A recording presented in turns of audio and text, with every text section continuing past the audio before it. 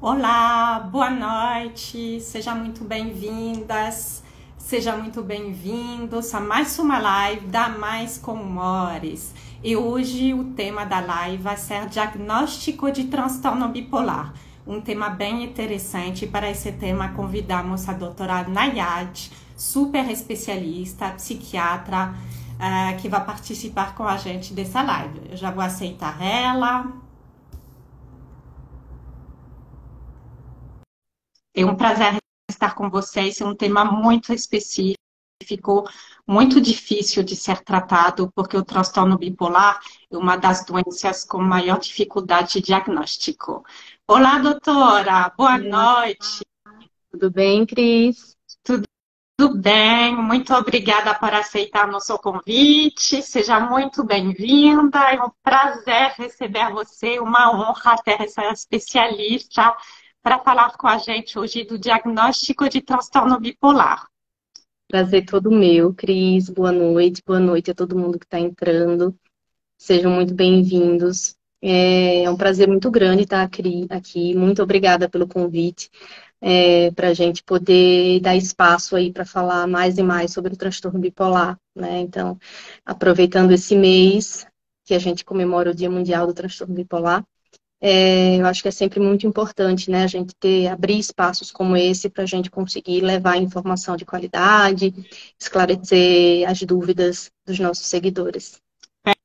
Perfeito. E como a doutora explicou, dia 30 de março, comemoração do Dia Mundial do Transtorno Bipolar, gente. Então, fiquem ligados no nosso canal Mais com Humores, que vamos trazer bastante conteúdo. Eu vou me apresentar rapidamente para quem não me conhece, eu já apresento a doutora também. Eu sou a Cristelle, eu sou criadora da Mais com Humores, que é um canal de divulgação e curadoria de conteúdos e eventos sobre saúde mental materna.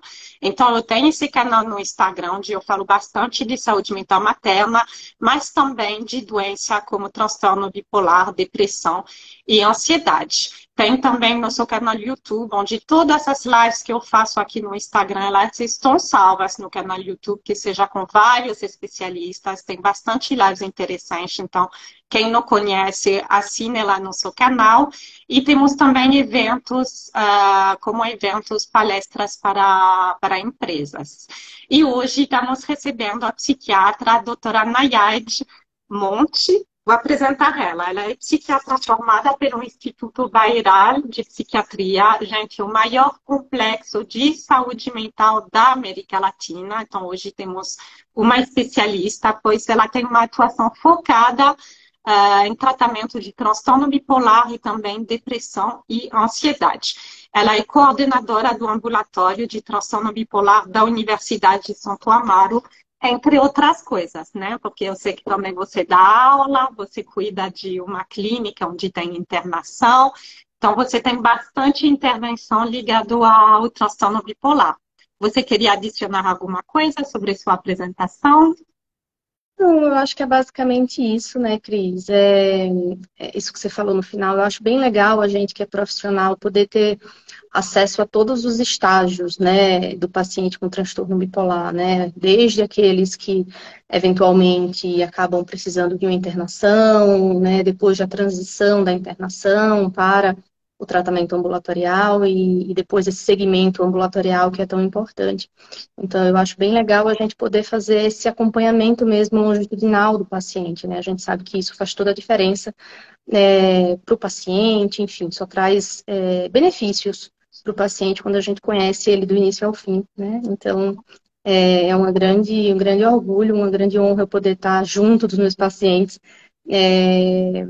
em todas as fases desse processo, né? Um processo que a gente sabe que não é fácil e é por isso que a gente está aqui hoje também, para poder desmistificar um pouco esse processo, para poder facilitar um pouco mais esse processo para as pessoas que estão assistindo a gente, né? Para tornar um pouco mais fácil e menos pesado para quem está assistindo a gente, né? Com certeza. Para mim, um tema que me toca, especialmente porque eu sou portadora de transtorno bipolar tipo 2. A gente vai descobrir o são esses tipos de transtorno bipolar. É um diagnóstico que é muito difícil de se chegar e de aceitar. Então, hoje a gente vai passar um pouco pelo que é esse diagnóstico, como ele é feito, quais são os tipos, como lidar. Então, temos uma conversa bem interessante. Quem quiser colocar comentários, colocar perguntas, vamos tentar guardar também um tempo no final para as perguntas. Se o que a gente não tiver tempo, porque tem muito conteúdo, a gente pode responder para vocês depois no post ou no privado, tá bom? Mas fiquem à vontade de participar. A gente gosta de receber os comentários. E para começar, eu queria que você explicasse para a gente o que é receber esse diagnóstico. Por que é tão importante receber um diagnóstico no caso do transtorno bipolar? É muito.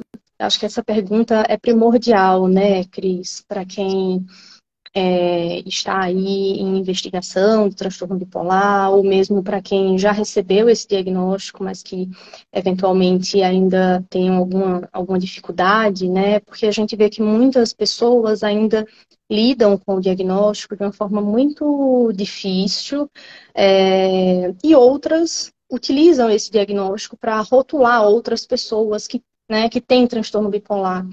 E, na verdade, o objetivo do diagnóstico não é rotular, não é estigmatizar, não é diferenciar, né, criar um grupo de pessoas taxadas, né, como bipolares. Na verdade, o diagnóstico, dentro da medicina, né, não só na psiquiatria, não só no transtorno bipolar, mas em toda a medicina, ele serve para direcionar a gente. Então, a gente não tem como fazer um tratamento, a gente não tem como fazer um projeto de intervenção terapêutica naquele paciente, né, se a gente não sabe o que ele tem, né? Por quê? Porque a partir do momento que a gente sabe o que ele tem, a gente tem todas as evidências científicas que mostram qual é o melhor caminho a seguir para aquele determinado paciente. Então, quais são as fases do processo terapêutico, quais são as melhores medicações, as melhores intervenções. Então, o diagnóstico, ele é o ponto de partida de todo o processo, né? Então, é a partir dele que a gente vai entender como é que o paciente funciona e principalmente, eu acho que para o paciente é muito importante, porque a gente sabe que os pacientes bipolares chegam até nós muito desgastados, muito sofridos, depois de anos sem um diagnóstico, depois de anos sem entender o que está acontecendo, por que eu sinto isso, por que eu sinto aquilo. E quando a gente chega num diagnóstico, parece que a gente dá sentido, né, ao paciente. A gente diz, olha, isso que você sente não é coisa da sua cabeça, isso não é frescura, isso não é invenção, isso de fato existe, né? Isso Não está é falta de documentado. fé, Hã? não é falta de fé. Não é falta de fé, enfim, de fato existe, de fato o que você sente faz sentido, está documentado, está muito bem estabelecido.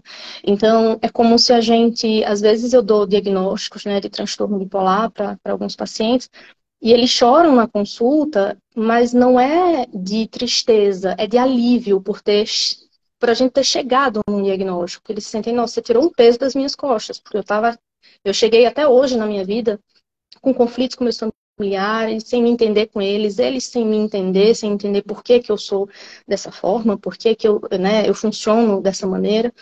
E quando você finalmente coloca uma luz sobre a pessoa, né, tudo fica mais fácil da gente conduzir a partir daquele momento. Por mais que num primeiro momento seja um impacto, até porque existe todo um estigma, isso a gente não pode negar, a sociedade ainda, apesar da gente ter evoluído nesse aspecto, né, mas ainda existe uma grande dificuldade de parte da sociedade entender os transtornos mentais de uma maneira geral, e a gente vai falar sobre isso, né, lá no finalzinho, mas de alguma maneira é um norte que a gente dá na vida daquela pessoa, né? Então o diagnóstico ele precisa ser entendido como um ponto de partida para que a partir dele a gente consiga desenvolver todo um trabalho com maiores chances de sucesso, né? Para que a gente consiga de fato fazer um trabalho construtivo, consistente na vida daquele paciente, na vida dele e na vida das pessoas que estão ao redor dele, né? Sim. E por que é tão demorado no caso do transtorno bipolar? Existe uma confusão diagnóstica? Com certeza, né, Cris? Eu acho que muita gente que está entrando aqui vai se identificar muito com esse nosso momento, né, de fala, porque, é como eu tinha falado, muitos pacientes, eles chegam até nós, então são pacientes que começaram com sintomas aos 20 anos de idade, aos 19, aos 21, 22 anos, chegam para a gente com 30, com 40 anos, E quando a gente pergunta o histórico deles, o que a gente percebe é que são pacientes que passaram a vida com outros diagnósticos, né? Então, com diagnósticos, por exemplo, de depressão unipolar, que é aquela depressão clássica que a gente conhece, né? A depressão mais popular, digamos assim, com diagnóstico de transtornos de ansiedade, com diagnóstico de transtorno de personalidade borderline, especialmente, né, que se confunde muito. Se você não faz uma pesquisa, uma coisa detalhada, você pode confundir, né? O TDAH, né, que é um diagnóstico que está super em alta aí, e que, por conta de alguns sintomas que podem eventualmente ser parecidos, acaba que muitos pacientes acreditam que tem TDAH, ou as pessoas ao redor dele acreditam que ele tem TDAH, mas não são só esses diagnósticos, né? Esses são os que mais acontecem, mas muitas vezes o paciente com transtorno bipolar, ele é confundido com um esquizofrênico, por exemplo, ou com um dependente químico, ou com um paciente que tem transtorno alimentar, né? Por quê? Porque muitas vezes só fazem um recorte de alguns sintomas do paciente, não avalia se o conjunto de sintomas, né? Então, isso faz com que o diagnóstico seja muito demorado, né? Uma outra situação que acontece muito é pela própria característica, né? Por exemplo, do transtorno bipolar tipo 2, né? Onde existe hipomania. Pela própria característica da hipomania, muitos pacientes não conseguem reconhecer que aquele estado de hipomania é um estado patológico. Então, esse paciente, ele tem uma certa demora para procurar o médico. Ele geralmente só procura o médico quando ele está em depressão, que geralmente é a fase mais difícil, ou a fase em que o paciente se sente muito mal, se sente muito triste. Então, essa série, né, esse conjunto de fatores, né, somando, claro, ao fato da heterogeneidade do transtorno bipolar. Então, apesar de que as pessoas conhecem o transtorno bipolar como uma pessoa que muda de humor de uma hora para outra. Não tem nada disso. O transtorno bipolar, ele tem muitos sintomas e muitas formas de apresentação, né? Então, ele engana muito, né? Sim. Digamos assim. Ele disfarça, ele coloca aí uma fantasia de vários outros transtornos, e se você não tiver um olhar muito atento, se você não conseguir tirar do paciente as informações, conversar com familiares, realmente se debruçar sobre aquilo, você acaba deixando passar, né, muitos sintomas, e aí isso faz com que o paciente retorne aquele looping, né, de diagnósticos equivocados, consequentemente tratamentos equivocados, que muitas vezes não ajudam e até atrapalham a evolução da doença, né? Então, essa série de fatores contribui muito para o atraso, né, no diagnóstico do transtorno bipolar, e especialmente o transtorno bipolar tipo 2 e os outros tipos de transtorno bipolar, né? Transtorno bipolar tipo 1, a gente vai falar daqui a pouco. Pela própria apresentação dele, é mais fácil dele ser diagnosticado, né? Mas as demais formas, elas demoram por conta disso mesmo, né? A gente já tive alguns comentários aqui de pessoas que falaram que antes de ser diagnosticadas com transtorno bipolar já receberam diagnóstico de esquizofrenia, diagnóstico de TAG, transtorno de ansiedade generalizada, diagnóstico de fobia social. Então, a gente vê muito, como você falou, eu tenho DTH, mas TAG, mas não sei o quê, no final, depois de um tempo, alguém consegue notificar que não, vários desses sintomas, na verdade, fazem parte do transtorno bipolar. Então, uma doença que tem várias facetas, né? Sim. Outra pessoa fala que recebeu o diagnóstico há pouco tempo e ainda está digerindo. É a palavra, né? A aceitação é um processo, não é fácil. E como você chega a esse diagnóstico de transtorno bipolar? O que é esse tal de transtorno bipolar? Tem sintomas específicos para dar o diagnóstico? Sim. Antes de responder só essa pergunta sua, Cris, eu lembrei aqui de uma pergunta que me fizeram na minha caixinha de ontem, que eu abri para poder captar perguntas, enfim, saber o que as pessoas estavam achando desse tema. E muitas pessoas na caixinha me perguntaram sobre quanto tempo é necessário para a gente fazer um diagnóstico. Será que dá para fazer o diagnóstico do transtorno bipolar em uma consulta só? Ou não? Foi uma pergunta. Alguém perguntou. Não, essa pergunta sempre acontece, é sempre muito recorrente. Ou será que precisa de 4, 5 consultas, meses de investigação? E claro que, assim, todo caso é um caso, a gente tem que avaliar cada caso isoladamente, né? Cada história de vida, cada contexto social e familiar, mas na imensa maioria dos casos, o diagnóstico de transtorno bipolar, ele pode ser feito em uma consulta. Claro que depende das características dessa consulta. Então, você precisa ter um tempo legal para você poder conversar com o paciente, né, tirar toda a história de vida dele, você precisa ter um tempo para falar com a família, né? Então, você precisa ter experiência também em lidar com pacientes bipolares, né? Porque é um perfil de pacientes muito específicos e heterogêneos, então, quanto mais você vê, mais o seu olho vai ficando mais aguçado, né, para perceber as nuances, né, de cada caso. Então, sim, dá para a gente fazer o diagnóstico em uma consulta, né? Não é nada intempestivo, não é nada precoce, tá? Dá para fazer, mas o profissional ele precisa ter tempo e experiência para poder realmente captar todos os sintomas, né? E quando a gente fala em diagnóstico do transtorno bipolar, uma outra pergunta que eu recebo muito tem exames para a gente poder diagnosticar o transtorno bipolar, né? Seria As bom pessoas... demais. seria ótimo, né, Cris? Aí o nosso trabalho estaria salvo. Mas infelizmente não é assim, né? Mas claro que existe uma cultura já, né? Especialmente quando as pessoas pensam em medicina, de, não, eu quero fazer exames. Por quê? Porque a maior parte das doenças, né, da medicina, elas têm algum tipo de exame, seja exame de imagem, seja exame de sangue, que ajuda no diagnóstico, né? Ou algumas delas até comprovam o diagnóstico. Porém, na psiquiatria, não é assim. Na psiquiatria, as doenças, elas têm, né, uma coisa multifatorial em relação à causa delas, né? A gente não pode dizer que o transtorno bipolar é causado por isso ou por aquilo. A gente não consegue identificar. É uma série de fatores que eles interagem entre si para vir a desenvolver, para a pessoa vir a desenvolver o transtorno bipolar. Então, não existem exames. Então, tudo vai depender da consulta com o psiquiatra. O psiquiatra, ele é um médico especialista, mais indicado para fazer um diagnóstico do transtorno bipolar.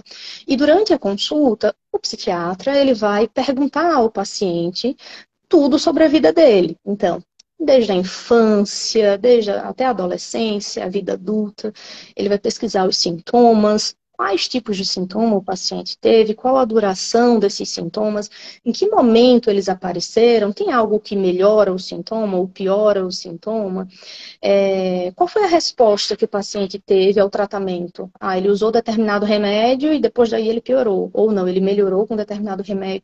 Então, isso tudo vai se somando para que a gente faça a avaliação.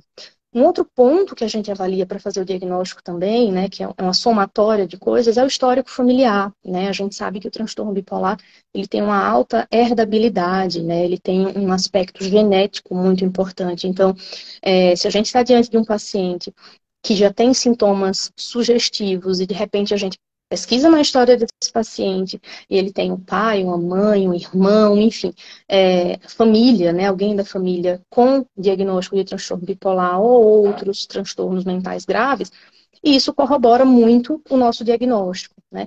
Então, a gente só consegue fazer o diagnóstico a partir dessa anamnese que a gente fala, né? Dessa pesquisa em relação à vida do paciente e, claro, avaliando o paciente naquele momento. Então, quais são os sintomas que o paciente apresenta naquele momento, né?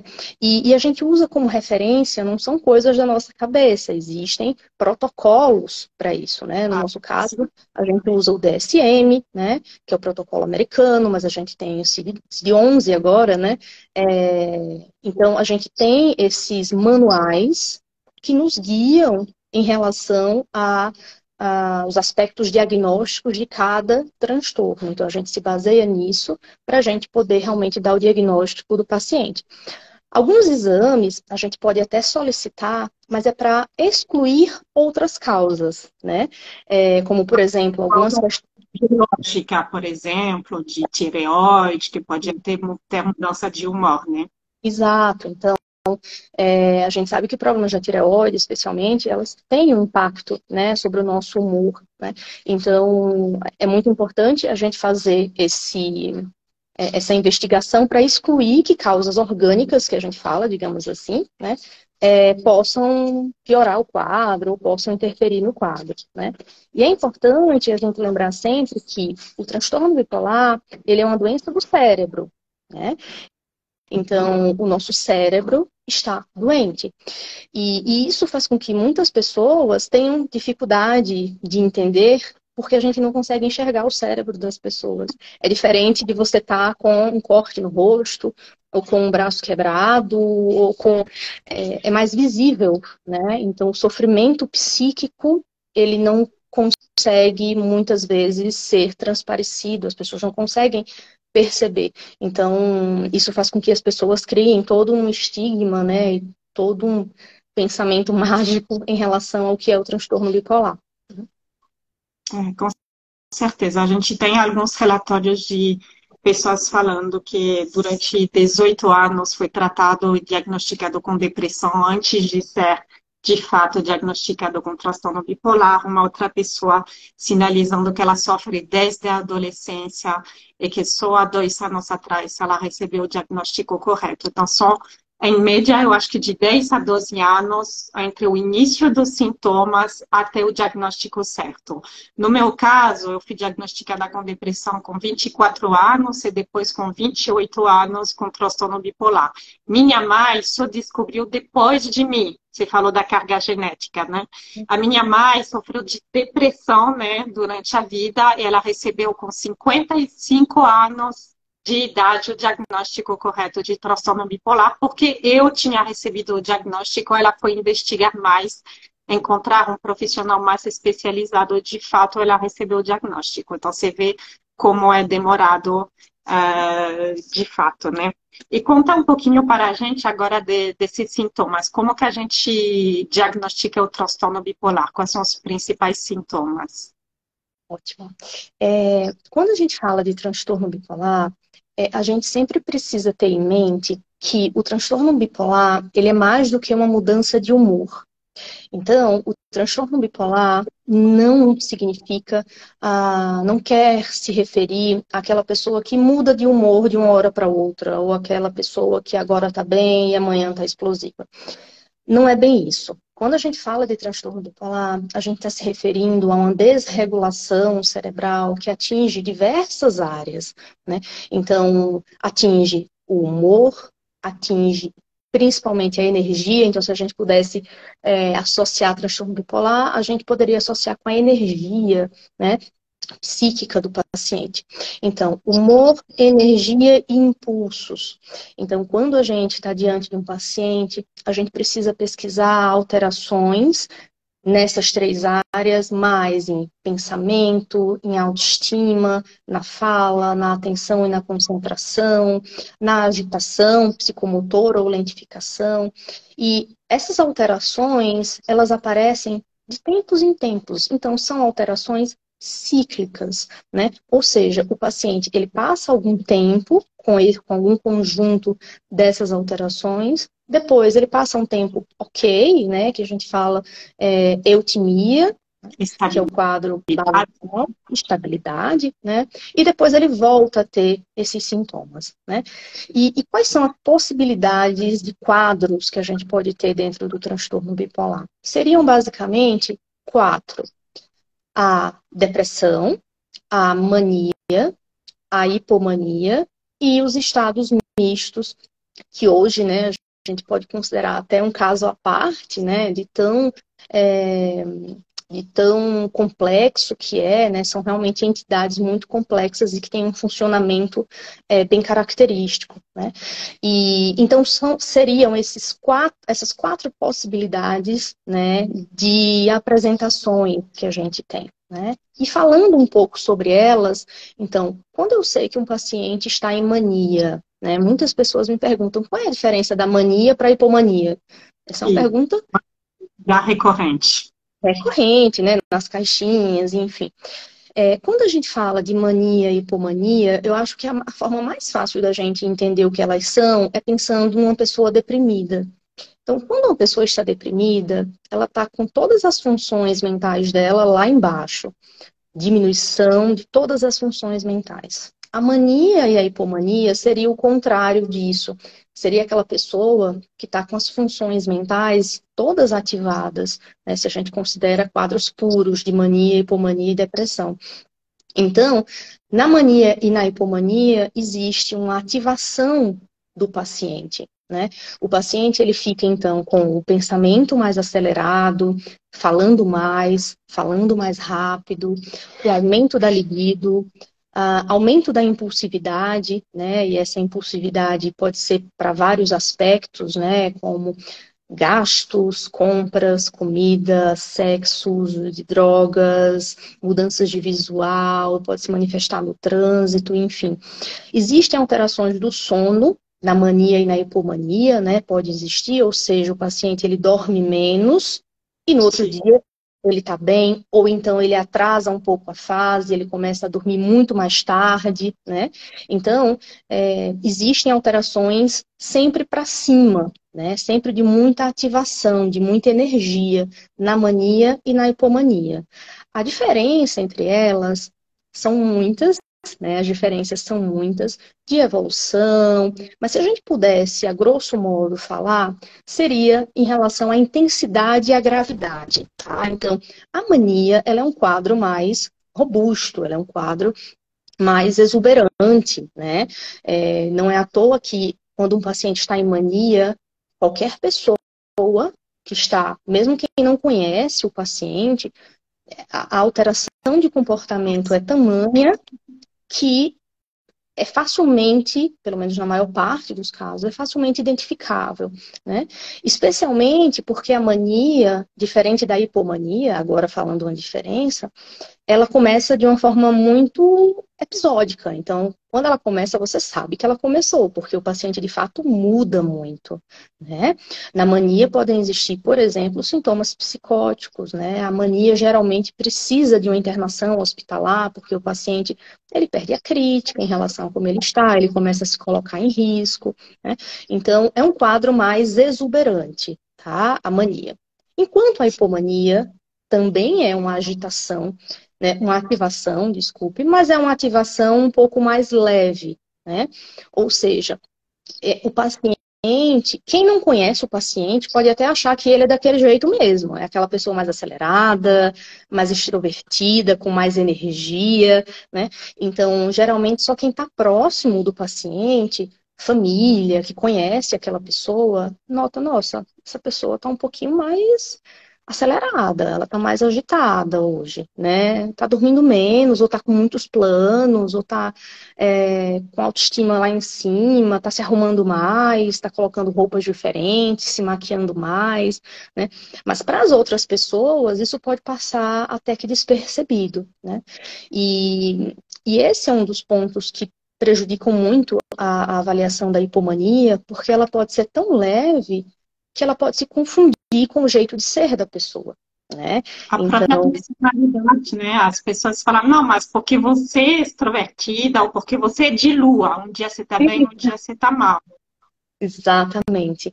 Então, ela pode ser leve e diferente da mania, que a gente sempre, quem está assistindo a gente, né, tem que lembrar sempre, mania é algo muito mais exuberante, né? Quem olha sabe que alguma coisa ali está acontecendo, né? Na hipomania, os sintomas podem ser tão leves de ativação que pode ser confundido com a personalidade da pessoa. É aquela pessoa mais para cima, aquela pessoa com energia, que está sempre de alto astral, né? Por quê? Porque é um quadro mais arrastado, é difícil, inclusive, você determinar quando a hipomania começa, né? Porque ela vai se chegando muito devagar e vai se estendendo aí, pode se estender meses, anos, né? Então, uma coisa que a mania geralmente é um quadro mais curto em intensidade, né? E quando ela acaba, você sabe que ela acabou, porque aquela alteração de comportamento tão, né, chamativa deixa de existir. Então, os dois são uma ativação, das funções cerebrais, sempre para cima, né? Mas a hipomania, ela seria um pouco mais arrastada, um pouco mais leve, digamos assim. Porém, quando eu digo leve, não quer dizer que ela seja um quadro menos grave ou não. Muitas vezes, exatamente pelo fato dela passar despercebida, é que ela pode se tornar um pouco mais grave, né? Porque o paciente, ele passa muito tempo da vida naquele funcionamento, acumulando prejuízos por não se identificar, de fato, o que está acontecendo, né? Então, a hipomania, apesar de ser uma intensidade mais leve, a gente tem que avaliar cada caso para dizer qual é o mais grave, qual não é, né? Enquanto a depressão, não. A depressão é o que todo mundo conhece como depressão, né? Então, é aquele quadro em que a pessoa fica triste, desanimada, com a diminuição da energia, pode ter alteração de sono para mais ou para menos, alteração do apetite para mais ou para menos. A libido geralmente cai, então uma coisa que pode acontecer é o isolamento social. Então, aquela pessoa que gostava de sair com os amigos e não sai mais, quer ficar em casa, na cama, não tem mais vontade de fazer as coisas que antes fazia, perde o prazer na vida, né? Então, isso seria a depressão. Né? E os estados mistos seriam, que é uma coisa que também gera muitas dúvidas nas pessoas, o estado Aqui, misto.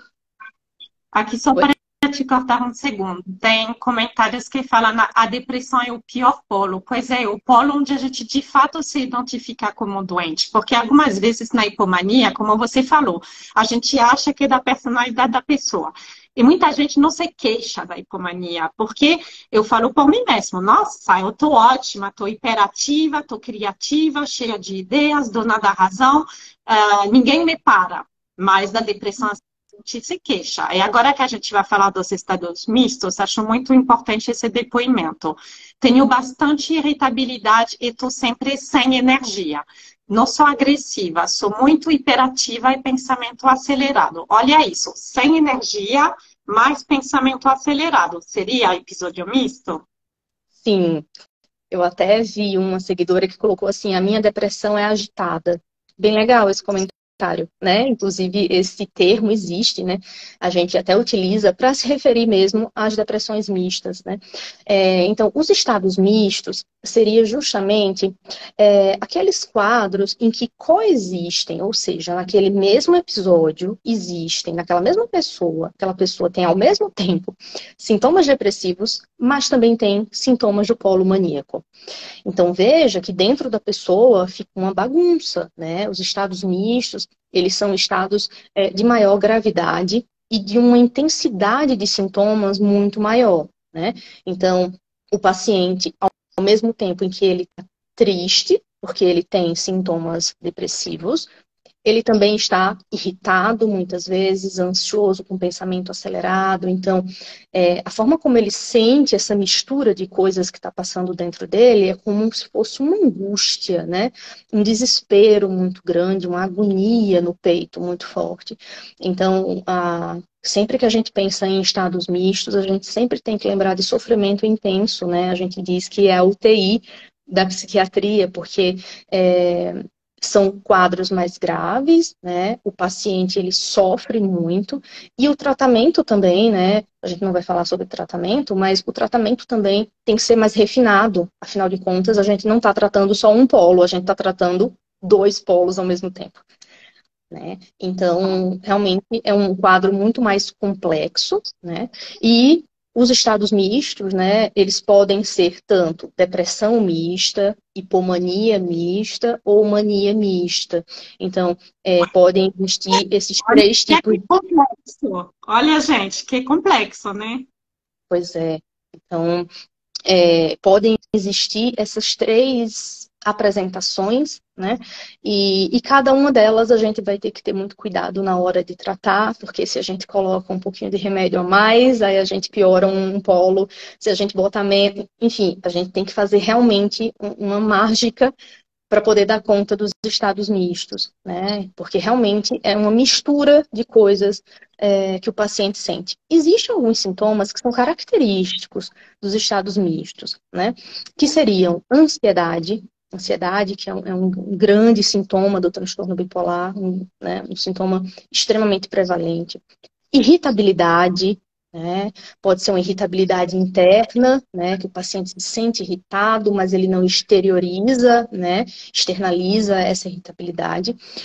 Ou pode ser uma irritabilidade com agressividade, enfim, quando o paciente começa a colocar para fora, né, essa irritabilidade em forma de agressividade também, né? Quebrar coisas em casa, jogar coisas no chão, agredir pessoas, se autoagredir, né?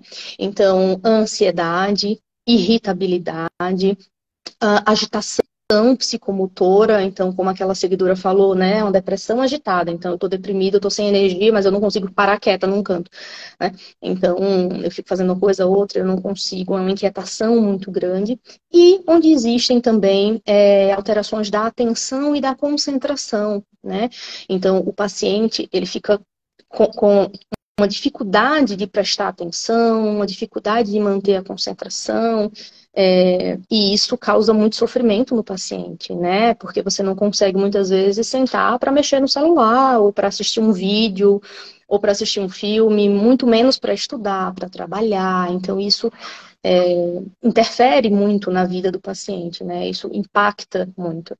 E muitas vezes são nos estados mistos, por exemplo, que o paciente pensa que tem TDAH. Por quê? Porque ele está agitado, então ele confunde com hiperatividade do TDAH, e ele não consegue prestar atenção, então ele confunde com a desatenção do TDAH, né? Confunde mesmo. E aí vira aquela coisa sem forma, né, que a gente não sabe, e aí a gente precisa parar e realmente pesquisar outros sintomas, né? Por exemplo, sintomas que tem o transtorno bipolar, mas não tem o TDAH, que tem o TDAH, mas não tem o transtorno bipolar, né? Então, mas basicamente, se a gente pudesse falar, né, das formas dos episódios do transtorno bipolar, seriam esses 4 tipos: depressão, mania, hipomania e estados mistos. Uma seguidora perguntou se pode estar ao mesmo tempo em hipomania e mania. Não. Se você está em mania, a hipomania já ficou, né, já ficou quieta lá no canto dela. Então, quando a gente fala de mania ou hipomania, ou você está em um ou você está em outro. Vai depender do grau, né, da gravidade daquilo, né, do grau de prejuízo, né, e de desorganização que aquilo vai gerar, né. Então, não. Ou você está em mania, ou você está em hipomania. Agora, você pode estar em um episódio em mania e o próximo episódio ser de hipomania. Isso não tem problema nenhum, se você está falando de transtorno bipolar tipo 1, por exemplo. Mas no mesmo episódio, não. Ou você tem um, ou você tem outro. Por quê? Porque a gente está falando, digamos assim, de coisas de um mesmo grupo, só que de intensidades, tá? De uma forma bem geral, intensidades diferentes. Entendi. E tem uma pergunta que veio um pouco mais cedo, que acho que encaixa bem agora, que é se a gente pode fazer um diagnóstico em crianças, que é uma preocupação muito grande, principalmente quem é mãe com transtorno bipolar, ela tem muito medo, que é o meu caso, de transmitir, né, por causa da carga genética para o filho. Como que a gente faz o diagnóstico em criança? Porque o diagnóstico de DTH, geralmente, é o primeiro diagnóstico que cai, né? Exato. Isso é uma dúvida muito comum, né, de mães que têm transtorno bipolar e que acabam até um pouco se sentindo culpadas ou qualquer outra coisa assim, quando notam algum tipo de alteração nos filhos, né? E a gente tem que deixar bem claro que isso não existe questão de culpa ou não, né? Para que o transtorno bipolar se desenvolva, né? Ele abra o quadro numa pessoa, é necessário muito mais que genética. A gente sabe disso, a genética é fundamental, mas não é só ela que é determinante para que uma pessoa venha a ter transtorno bipolar. Mas sim, existe transtorno bipolar na infância, existe o diagnóstico de transtorno bipolar na adolescência e na fase adulta e na fase nos idosos, né? Existe transtorno bipolar de início tardio, né? Nas crianças, a gente precisa sempre estar muito atento. Por quê? Porque nas crianças e nos adolescentes, o quadro, ele oscila um pouco mais rápido, né, do que nos adultos, e muitas vezes são confundidos também com outros diagnósticos, por exemplo, com TDAH, com TOD, aquela criança, né, que tem transtorno opositor desafiador. Por quê? Porque é uma criança briguenta, é uma criança que desafia os professores, que briga com os colegas, né? É aquela criança que é considerada como tendo ansiedade, ou é aquela criança considerada, por exemplo, mal educada, mal criada, né? Na verdade, não se trata disso. Se trata dos primeiros sintomas que já podem aparecer na infância, né?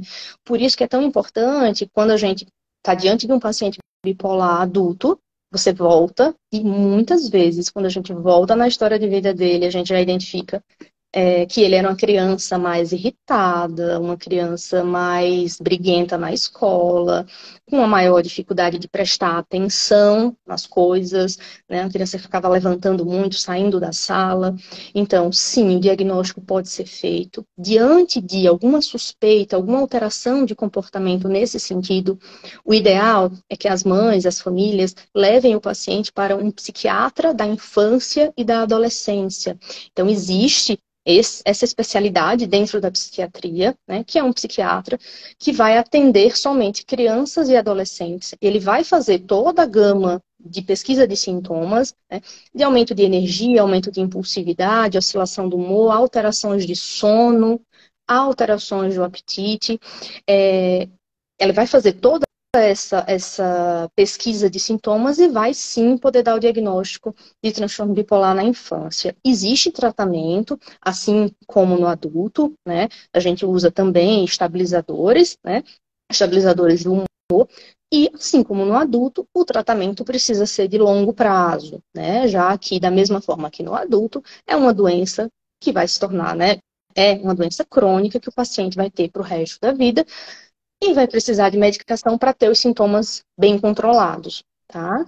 É, é uma doença que, quando se manifesta na infância, gera, imagine um paciente, né, uma criança sendo diagnosticada com transtorno bipolar. Se no adulto já gera o que gera, né, mas as famílias têm que estar muito atentas de que é uma doença como outra qualquer, né, para a qual existe tratamento, e se você faz o tratamento, o paciente vai conseguir se desenvolver bem na infância, na adolescência, se tornar um adulto funcional, trabalhar, casar, se quiser casar, trabalhar, estudar. Então, sim, o transtorno bipolar ele pode apresentar os primeiros sintomas já na infância, né, e pode também ser diagnosticado na infância, na adolescência, na vida adulta e na faixa etária dos idosos também, tá? Não é o mais comum, é claro, né? O mais comum realmente é ali antes dos 20 até os 30 anos, já é para o transtorno bipolar ter se dado os primeiros sintomas, mas pode sim acontecer antes ou acontecer depois, na faixa etária dos idosos também. Tá. E acho que agora que você explicou muito bem o que é mania, hipomania, depressão, você vai poder explicar mais facilmente o que são os tipos de bipolaridade. Só tem uma pergunta, desculpa, gente, que meus comentários estão com um delay muito grande. A pessoa que perguntou, a euforia é na hipomania? Não somente, a euforia ela pode ser da mania também, tá? E, na E verdade, é bem dificuldade interessante, na fala. porque... Pode falar, desculpa. Não, e é interessante porque na mania e na hipomania não existe somente euforia, né? Pelo contrário, existe, né, a disforia que a gente fala, né? Ou seja, aquele paciente que ele não está, né, super alegre, ele não está com bem-estar, ele está extremamente irritado. Então, a principal apresentação realmente seria aquele paciente mais irritado, mais angustiado, com mais ansiedade, né? Então, seria aquele paciente disfórico, não necessariamente o paciente eufórico. Então, por aí vocês já percebem o quanto de possibilidades existe na apresentação, né? Da mania, hipomania e na depressão. E quando a gente fala dos tipos de transtorno bipolar, gente, existem, né, os mais falados, né, que são o transtorno bipolar tipo 1, o transtorno bipolar tipo 2, a ciclotimia e outros transtornos bipolares, né, sem outras especificações. Quando a gente fala de transtorno bipolar tipo 1, e isso é muito importante que a gente esteja atento, porque às vezes você dá o diagnóstico dos pacientes em bipolar tipo 2 e eles vão pesquisar na internet, né? Claro. E vão lá no Google pesquisar. Botar Google. E aí eles veem a descrição da coisa mais clássica, digamos assim, mais conhecida do grande público, que é o transtorno bipolar tipo 1. E aí eles não se identificam com aquilo que eles estão lendo, né? Porque, de fato, você é bipolar, mas não é esse tipo de transtorno bipolar, né? Isso é uma das coisas que também atrasa o diagnóstico.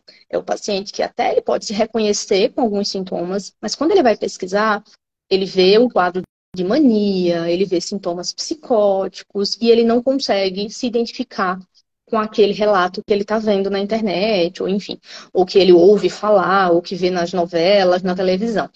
Mas o transtorno bipolar tipo 1, ele é caracterizado pelo episódio de mania.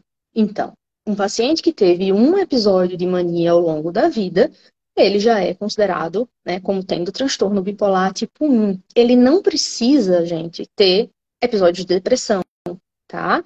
Então, só ele ter um episódio de mania, ou seja, aquela ativação, aquela energia, naquela intensidade, naquele grau, né, de perturbação mental, ele já é classificado como sendo um transtorno bipolar tipo 1. Ele nem precisa apresentar depressão. Já o transtorno bipolar tipo 2, não. O transtorno bipolar tipo 2, ele precisa ter um episódio de hipomania, pelo menos, e pelo menos um episódio de depressão. Se um paciente, até então diagnosticado como transtorno bipolar tipo 2, isso é uma coisa que acontece muito, mas transtorno bipolar tipo 2 pode virar tipo 1, né? Existe muito essa... se de repente um paciente que até aquele momento era diagnosticado como transtorno bipolar tipo 2 e ele abre um quadro de mania, o diagnóstico já muda, né? Ele vai então para a categoria, para o grupo do transtorno bipolar tipo 1. Esses são os grupos mais conhecidos, né? E existe a ciclotimia, que é complicado, né? A gente conseguir determinar a ciclotimia. Por quê? Porque a ciclotimia são aqueles casos em que não fecharam critérios para um episódio depressivo completo, nem critérios para um episódio, né, hipomaníaco completo, tá? Mas isso tem que ser em pelo menos 2 anos o paciente apresentar esses episódios. Então veja que exige um acompanhamento mais próximo e, de fato, uma categorização, né, dos critérios diagnósticos para que a gente chegue a esse diagnóstico de ciclotimia, tá? E existem um outro grupo muito mais heterogêneo, que é os que estão dentro da classe dos sem outras especificações, né? Ou seja, é aquele paciente que só teve episódio de hipomania na vida. E aí, onde é que ele fica? Se ele nem teve um episódio de depressão, ele não teve um episódio de mania, onde é que ele se encaixa, por exemplo. Então, esse é apenas um dos exemplos, né, em que a gente pode colocar dentro dessa classe, mas todos eles têm em comum o fato de terem algum nível de ativação em algum momento, né? Então, o que a gente precisa saber é se esse nível de ativação fecha critérios diagnósticos para uma mania, para uma hipomania, né? Se houve ou não episódios depressivos, para que a gente consiga encaixar esse paciente nesse caso, né, em algum desses 4 grandes blocos, né? Mas sim, o que as pessoas mais conhecem, né, realmente são os transtornos bipolar, o transtorno bipolar tipo 1 e transtorno bipolar tipo 2, são os mais conhecidos, né? E tive uma pergunta mais cedo sobre ciclagem. Você pode explicar o que é ciclagem? Porque tem pessoas falando de ciclagem rápida, se isso existe, isso faz parte do transtorno. Faz, gente. É uma pergunta bem legal. Eu não vi essa pergunta. Mas é bem legal e gera muitas dúvidas nos pacientes. Porque as pessoas, eu já recebi várias perguntas relacionadas a isso nas caixinhas que eu costumeiramente abro. E ele se refere a o quanto de episódios a pessoa apresenta em determinado período de tempo. Então, a ciclagem ela pode ser rápida se o paciente ele tem 4 ou mais episódios de humor, né? em um ano. Ela pode ser ultra rápida, se esse paciente tem 4 ou mais episódios de humor dentro de um mês, veja, né? Então, um paciente para ciclar aí 4 vezes, vocês percebem o quanto de instabilidade esse paciente se encontra. E existe uma ciclagem ainda mais rápida, que é a ultradiana. Como o próprio nome diz, é quando aquele paciente ele cicla dentro do mesmo dia.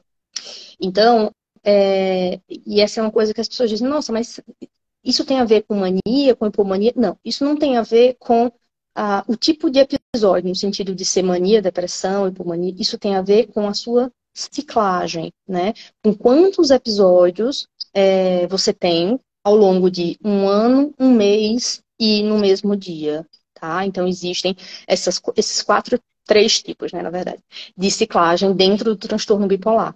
Tá? Então, vejam que isso é mais uma nuance, né, que cada paciente vai ter, né, dependendo das características, da história dele, do desenvolvimento. Cada paciente tem o seu transtorno bipolar. Não adianta a gente querer, né, com suas características. Então, tem pacientes que alteram mais determinada função cerebral, tem paciente que cicla, né, em determinado período de tempo. Então, eu sempre falo isso porque, até uma forma de simplificar e de tentar entender, muitas vezes a gente resume demais. Só que não existe muita receita. Cada caso tem que ser avaliado de uma forma muito individual mesmo, né? E tanto é que a gente fala que nem tem o espectro, quando a gente fala de criança autista, tem o espectro bipolar. Porque se você olhar os dados, tem dados que falam, transtorno bipolar atinge 2% da população. Mas isso é quando a gente olha o clássico. Quando você olhar o espectro total, já vi dados falando de 8% da população. Gente, é muita gente afetada. Eu gostaria que a gente colocasse um ponto importante que eu vi mais cedo, que a pessoa falou de pensamentos muito acelerados, tão acelerados que dá a sensação que ela vai se matar a qualquer momento. É muito importante a gente fazer uma parêntese sobre ideação suicídio, a tentativa de suicídio, porque elas são muito associadas a episódios mistos, quando a gente falta energia, mas o pensamento é muito acelerado, não é, doutora? Sem dúvida. Esse é um dos pontos de gravidade, né, dos estados mistos. Por quê? Porque, primeiro, que a intensidade daquilo que o paciente está sentindo é muito maior. Segundo, que existe, como você falou, né, o paciente ele pode estar com pensamentos negativos, por exemplo, ele pode estar triste, mas ele está com a impulsividade aumentada. E isso é uma combinação que é bem perigosa, né? E infelizmente é muito comum da gente ver na prática, né? O paciente que muitas vezes ele sai de um episódio puro, de repente usa algum antidepressivo e aí ele sai para um estado misto. E nesse estado misto, ele começa a ter um aumento de impulsividade, e aí é quando muitas vezes ele tenta concretizar algum ato suicida, né? Então, o suicídio dentro do transtorno bipolar, seja em qual das fases for, é sempre um tema em que a gente sempre tem que perguntar ao paciente, em toda consulta, sempre tem que investigar histórico familiar, investigar os fatores de risco que aquele paciente tem, né? Investigar os fatores de proteção, investir nesses fatores de proteção, porque a gente sabe que realmente é um transtorno que não só pela parte da patologia do próprio transtorno, mas também pela questão social, que é ter um diagnóstico como esse, isso tudo contribui muito para ideação suicida ou para tentativas de suicídio, né? E, especialmente, a gente tem que estar sempre alerta nos estados mistos, né? Durante ajustes de medicação, isso tem que ser feito com muito cuidado, com muita supervisão, sempre mantendo um contato com a família do paciente, né? Com o cônjuge, enfim, com a rede de suporte do paciente, para que a gente não fique sozinho nessa linha de frente, nesse momento que é tão delicado, né? Então, no estado misto, o paciente fica com o pensamento muito acelerado, aquela angústia tomando conta dele, aquele desespero, pensamentos negativos de desesperança, de desânimo, de cansaço por estar da forma como está, né? E se a gente soma isso, né, o fogo que precisava, né, que seria a impulsividade, isso pode ter consequências muito graves. Então, os estados mistos, realmente, por isso que eu disse que são estados mais graves que merecem toda a nossa atenção, né? Por conta também desse risco aumentado de suicídio que existe. Com certeza. Gente, o tempo está voando, a gente já está chegando. Nossa, Tempo do final 4 minutos. da live. Muitos comentários, gente. Eu queria agradecer muito. Nem estou conseguindo acompanhar tudo de tanto comentário, tanto pergunta. Espero que ao longo da live a gente conseguiu responder ao máximo. O que tiver de mais dúvidas a gente pode responder depois. Mas eu queria, antes da gente terminar, que você falasse rapidamente de como lidar com o diagnóstico, porque tem várias pessoas aqui, e também nos posts que a gente fez precisamente, nos stories, nas caixinhas de perguntas, que falaram de que ao mesmo tempo é enlouquecedor, eu ouvi a palavra aqui, é enlouquecedor, e desesperador, e para outras pessoas, depois de um tempo, vira um alívio. Então, como que são essas reações ao diagnóstico? Como que a gente consegue lidar com esse diagnóstico? Sim. Na minha prática, o que eu mais vejo são reações negativas quando o paciente recebe o diagnóstico, né? Sejam reações negativas de inconformidade, de revolta, aquele paciente que fica buscando os culpados por isso, né? Seja de desespero, seja de medo, de insegurança, de não saber lidar com essa nova realidade que agora aparece à frente do paciente. Mas uma coisa que eu sempre falo, que eu acredito muito, né? Eu falo porque eu acredito muito, que é informação. Tudo aquilo que a gente não conhece bem se torna muito assustador aos nossos olhos. Parece que quanto mais distante a gente está daquele monstro, né, mais ele vai ficando gigante na nossa frente e vai se tornando invencível.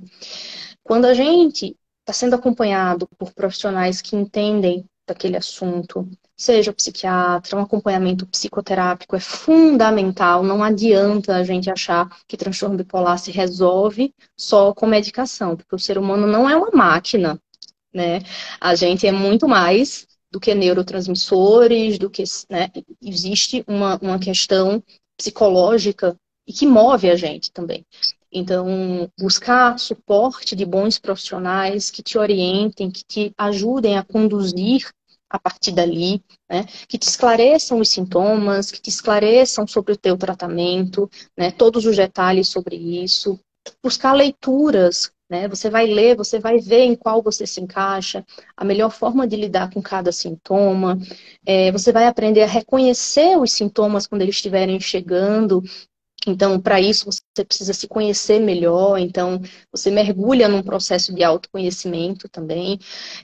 Então, eu acho que para todas as pessoas que estão ouvindo a gente, né, seja se você estiver revoltado, triste, frustrado, decepcionado, busque se informar, né, por boas fontes, busque sua rede de apoio, pessoas que vão te apoiar, que vão te dar o suporte necessário, né? E entenda que o diagnóstico não é uma sentença de morte, pelo contrário, ele é o início de uma nova vida, né? De uma vida que a partir dali tende a ser mais organizada, mais direcionada, com mais sentido, né? Então, busque sempre informações e pessoas que estejam ao seu lado para te apoiar, e siga firme no tratamento. O tratamento não é rápido, não adianta a gente dizer que é porque não é fácil, né? Às vezes são necessárias trocas de medicação, suportar alguns efeitos colaterais, mas vale muito a pena, né? A maioria das pessoas com transtorno bipolar hoje vivem muito bem e estão aí para dar os depoimentos delas de que é possível viver vida. Olha isso! De uma delas. E então é possível, né, Cris? Você melhor que ninguém pode dizer isso. É possível viver uma vida com sentido e ajudando outras pessoas a acharem o sentido da vida delas, como você está fazendo, com o perfil, divulgando, né, esse tipo de ajuda. Então, é totalmente possível. Com certeza. Então, acho que a doutora deixou para a gente assim, vários recados de como lidar com o diagnóstico, o que fazer depois de descobrir o diagnóstico, reforçando a importância da adesão ao tratamento. Ouvi relatos aqui de que quando a gente não aceita, a gente acaba não tomando os remédios. Isso é muito prejudicial para o prognóstico, né, da própria doença, como que ela vai se desenvolver.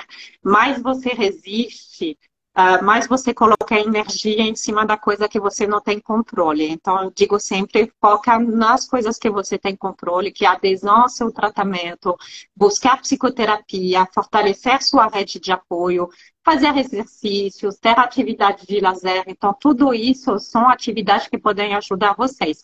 Isso seria uma live completa, o que fazer depois do diagnóstico, que não é o caso hoje, mas a doutora conseguiu dar algumas dicas bem importante para a gente. Então, eu queria, antes da gente finalizar, eu queria avisar vocês, então, que muito obrigada pela participação de vocês, muito obrigada pelos comentários, as perguntas. Eu vou sim deixar essa live salva, se o Instagram me permitir, tá? Porque algumas vezes ele dá uns break, mas ele não vai dar, ele vai ficar salva. A gente recebeu muitos parabéns aqui pela live, muito esclarecedora, live maravilhosa, doutora maravilhosa. Acho que você trouxe muito conhecimento de uma maneira assim tão genuína, esclarecedora. Com certeza ajudou muitas pessoas e vai ajudar muitas outras. Minha médica maravilhosa. Tem até seus pacientes participando. Gente, muito bem.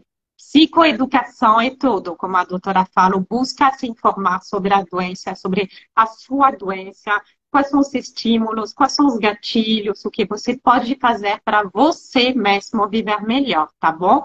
E aí eu queria convidar quem seguir mais com nós, seguem a doutora nas redes sociais, ela publica muito conteúdo gratuito, muito bacana, ela responde a um montão de perguntas, tivemos perguntas sobre tratamento hoje, não dá para trazer, falar desse tema hoje, que era já bem extenso, o tema do diagnóstico, mas ela responde com bastante detalhe lá nas caixinhas de perguntas. Quem não me conhecia, não conhecia mais com o Maurício, por favor, seguem a gente, repetindo que é um canal de divulgação e curadoria de conteúdo sobre saúde mental materna. E temos também, eu não falei no início, é muito importante, um grupo de apoio online para mães e futuras mães com depressão ou transtorno bipolar. Em todo mês a gente se reúne virtualmente, cada um no conforto da sua casa, e você recebe realmente uma rede de apoio. O acolhimento, um apoio, uma escuta empática. Então, venha participar do nosso grupo de apoio online, que é dedicado às mães com depressão e transtorno bipolar. Faça a sua pré-inscrição no link na nossa bio, tá bom? Então, convido vocês a seguir nossos dois perfis. Quem tiver mais dúvida, manda para a gente. A doutora vai abrir várias caixinhas nos próximos dias, com certeza, porque é um conteúdo muito rico, mas sempre a gente tem ainda algumas dúvidas. Então, queria aproveitar esse momento para agradecer muito você. Foi uma live maravilhosa. Espero que talvez a gente faça mais live, porque são conteúdos que merecem a nossa atenção. Muito obrigada, Cris, pelo convite mais uma vez. Obrigada a todo mundo que participou da live, que mandou perguntas. Eu espero que a gente tenha feito aí uma live legal, com um conteúdo bacana, com uma linguagem acessível, né? Porque de nada adianta a gente vir aqui também com muitos termos técnicos, a gente precisa chegar até quem precisa, né? Até quem está com as dúvidas. Então, eu espero que a gente tenha conseguido. Obrigada a todo mundo que ficou até esse momento com a gente. E até a próxima. Um beijo para todo mundo. Tchau, Até tchau. a próxima. Um beijo. Tchau, tchau, Cris.